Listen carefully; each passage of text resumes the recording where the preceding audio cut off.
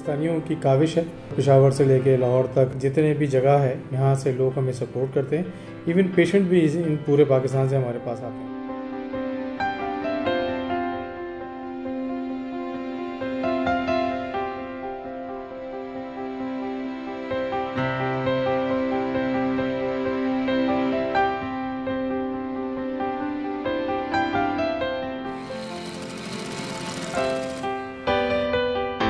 हमारे में अल्लाह ताला ने बहुत ज़्यादा हिम्मत दे दी है।